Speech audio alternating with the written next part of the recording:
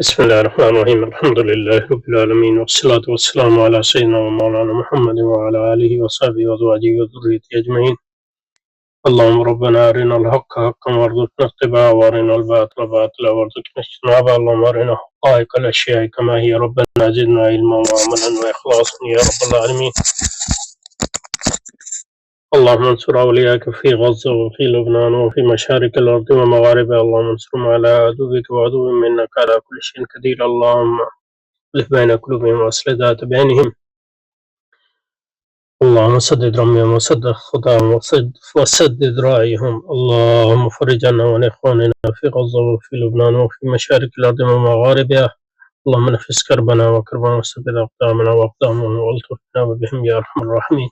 وصلي وسلم على سيدنا ومولانا محمد وعلى آله وصحبه وأزواجه وذريته أجمعين برحمتك يا أرحم الراحمين. اللهم آمين آمين يا رب العالمين. Okay, so we are going to start from here today. Contemporary philosophers have talked about the end of philosophy. From Whitehead's perspective, such talk presupposes a far too narrow a view of the nature of philosophy. It is true that a phase of philosophy has ended, a phase dominated by epistemology.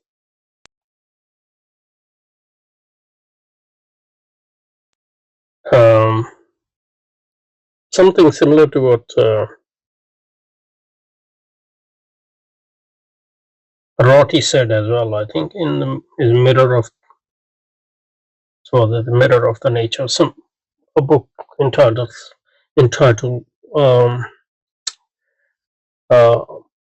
philosophy as the mirror of nature, or something like that. Whitehead's response is to offer a dictum that all epistemological difficulties are at bottom only camouflaged metaphysical difficulties. I mean, you don't have to accept this view in order to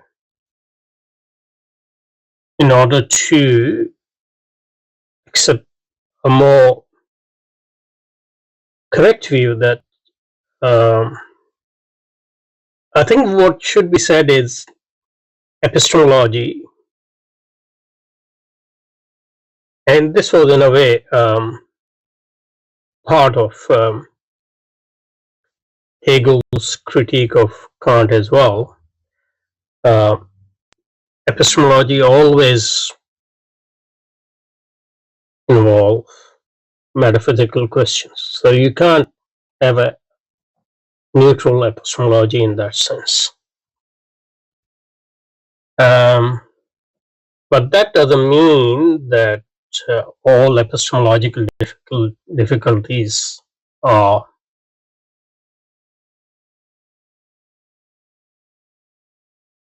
metaphysical difficulty in reality, or vice versa. And this also, I think, shouldn't it doesn't mean necessarily to accept the idea that we can't, for the purpose of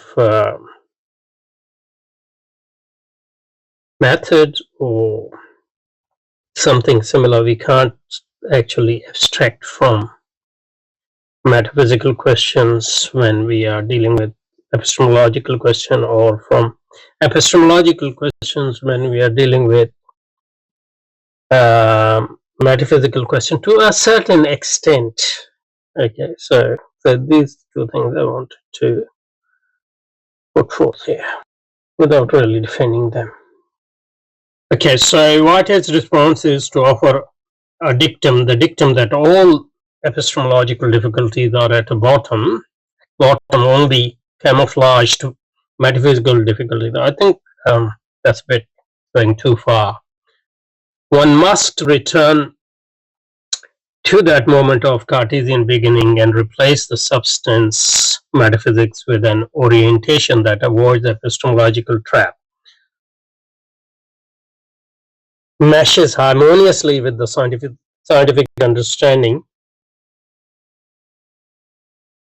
that have displaced the much simpler physics of Descartes' day, and is consonant with the fact of evolution. So one must return to the moment of Cartesian beginning and replace the substance metaphysics, that is Descartes metaphysics, with two substance. Actually, really one substance, but two substance in relative sense, with an orientation that avoids the epistemological trap, which is to claim that you can have epistemology before you have your metaphysics, and meshes harmoniously with the scientific understanding that have displaced the much similar physics of the day. Aren't you going to question the scientific understanding? I'm not sure about that. And it's consonant with the fact of evolution. So evolution is now a fact.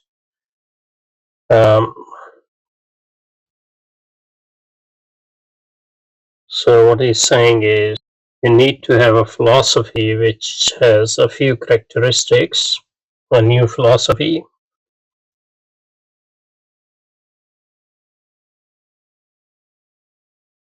So it doesn't start with epistemology,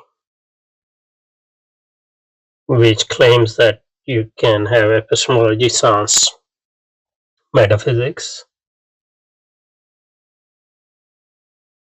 No. To whatever your epistemology and metaphysics is, must be compatible with new physics or up-to-date physics and up-to-date biology. That's what he's saying basically. But then where is the role of philosophy as critique of science? I'm not sure at this point. But that's what he's saying. Or according to this entity, he is saying. Okay. These are the considerations that generate Whitehead's fundamental metaphysical category, the category of an actual occasion. Okay, what is that?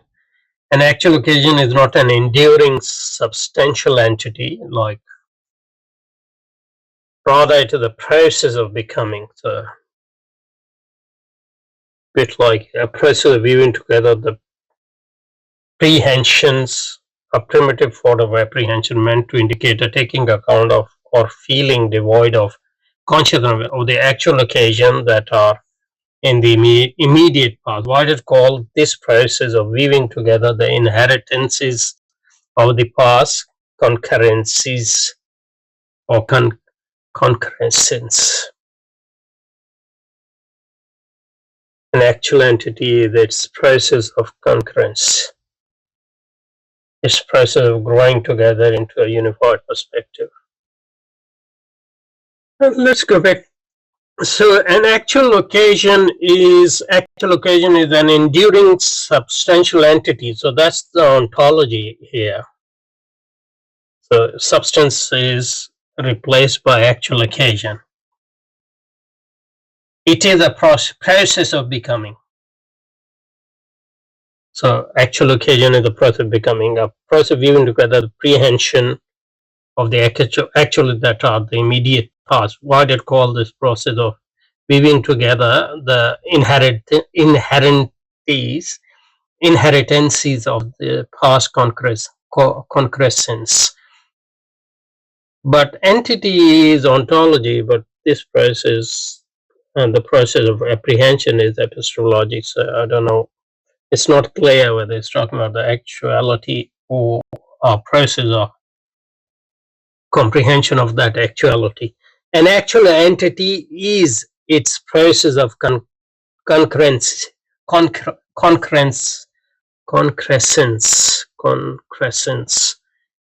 its process of growing together into a unified perspective on its immediate past. Again, perspective is the knowledge side, but it's talking about actual entity. I'm not saying you have to dissociate those two things, but what is it describing? I mean, the actual thing, or in describing the entity, or the process of apprehension of that entity? Or are the process of apprehension directly the process, the way entity appears to us as well? We can't think of or talk of it uh, apart from our process of apprehending that. So that's not clear so far. The seeds of Whitehead epistemology really, so it's calling epistemological realism. So what we actually apprehend is reality as well, are planted in these fundamental first move. The philosophy of organism is the inversion of Kantian philosophy. For Kant, the for Kant, world emerges from the subject. Okay, that can be true. Where else can it emerge from? I mean, of course, the world doesn't emerge from the subject. Our knowledge of the world comes from the subject. So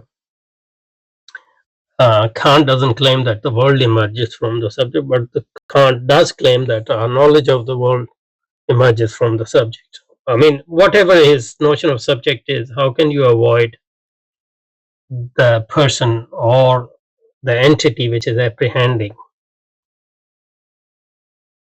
So emerges from. So that's not entirely true. So one of the problem with developing your theory with reference to your understanding of past philosophers is that you're distorting them as well. So why don't you just independently say what you mean? um, I guess he wants to be historical, but again, on the other hand, I guess every philosopher does that. So there you go. So the world emerges from the subject. For the philosophy of organism, the subject emerges from the world. Yeah, but these are not exclusive claims. I think that's a bit. Let's see. So generally speaking, subject, whatever subject is, the the the entity, let's say, or the X which actually comprehends or knows Y. Okay. So that subject is at the ontological level. It is constituted by the world. It is part of the world, including social world. It's formed by. So that's a historical process. It's a social process. It's also a physical and biological process. But that same subject also comprehends that world in return. So there's no exclusivity there. But when we understand subjects as part of, then that's part of our self-reflection on the entity which is reflecting. So we are constituted, and at the same time we constitute the world which we see. So, and also through action we actually constitute and alter the actual world too. So but there in Whitehead's claim, it seems one-sided, at least as it stood there. Okay, so here he's saying that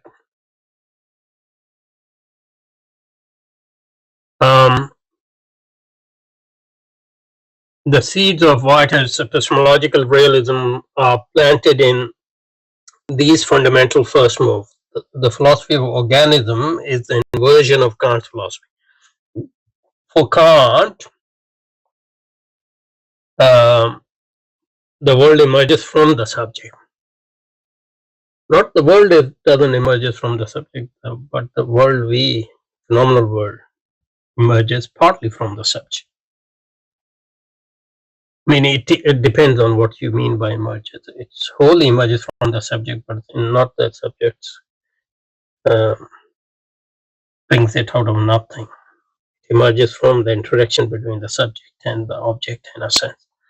So, for the philosophy of organism, the subject emerges from the world. But as I said, these are not two exclusive things. The subject emerges from the world, and in turn, the world we conceive also emerges from the subject in Kantian sense.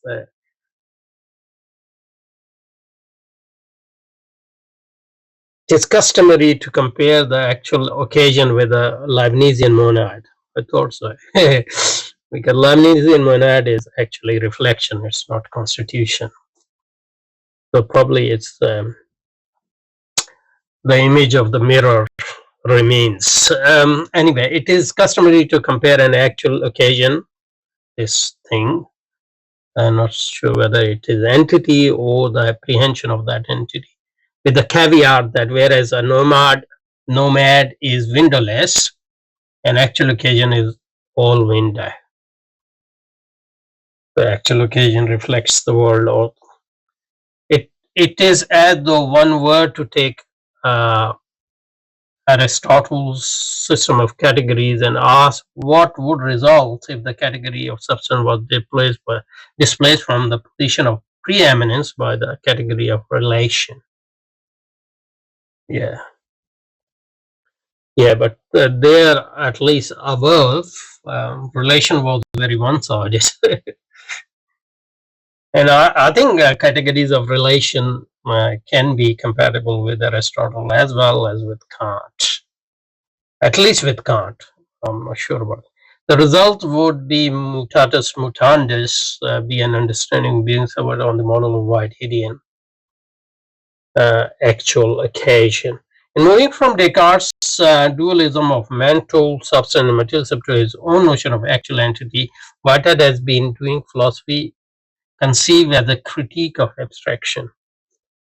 Maybe we'll stop here. It seems like relatively a new point. So come back to it. Inshallah. Subhanakallah wa bihamdika nashhadu an la ilaha illa anta nastaghfiruka wa natubu ilayk.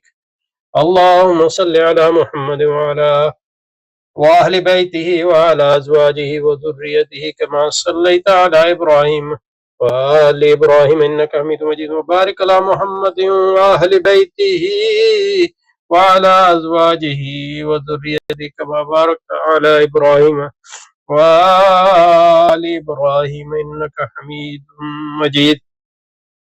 اللهم تقبل شفاعة محمد الكبرى وارفع درجته العليا وعاطه سؤله في الآخرة والأولى كما أتيت إبراهيم وموسى برحمتك يا أرحم الراحمين. آمين آمين يا رب.